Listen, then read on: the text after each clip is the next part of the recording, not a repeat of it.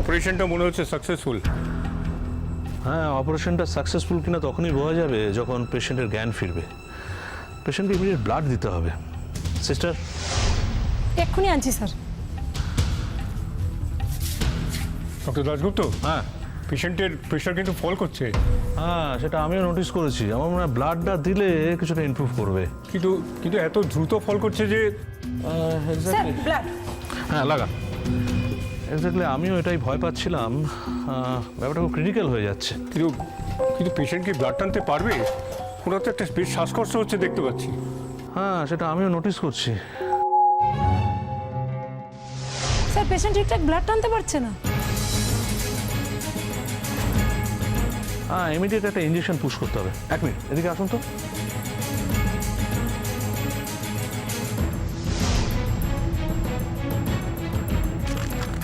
আপনি ইঞ্জেকশনটা এক্ষুনি আনুন, ইমিডিয়েট।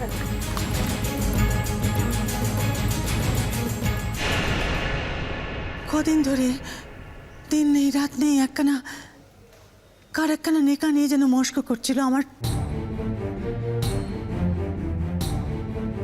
তখনই মনে হয়েছিল যে নিশ্চয়ই কারো সর্বনাশ করার জন্য উঠে পড়ে নেগেছে। আমি এখন বুঝতে পারলাম কার সর্বনাশ করার জন্য উঠে পড়ে নেগেছিল। দাদা, সে যে আপনার বাড়ির সতীনকে সর্বনাশ করেছে, শুধু তাই নয়, সে আমার কাকুর মারও সর্বনাশ করতে চেয়েছে।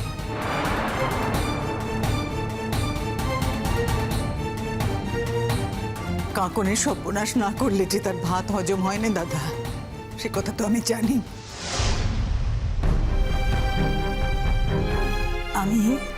আমি আপনাকে বলছি দাদা, আমার কথা বিশ্বাস করেন। সমস্ত মিথ্যে, সব মিথ্যে দাদা, সব মিথ্যে।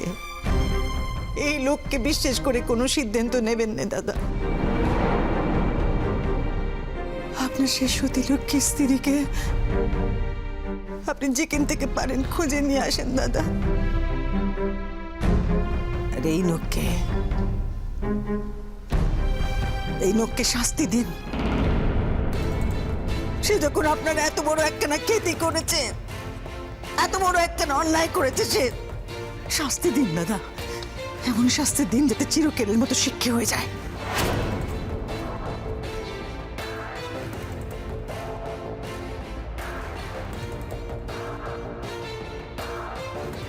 বসুমতী, তুমি কিন্তু আগামাতা কিচ্ছু জানো নে। তুমি এখানে কথা কইতে এসো, তুমি ঘরে যাও। যাও দিনি। যাবো নে ঘরে, ঘরে যাবো নে আমি।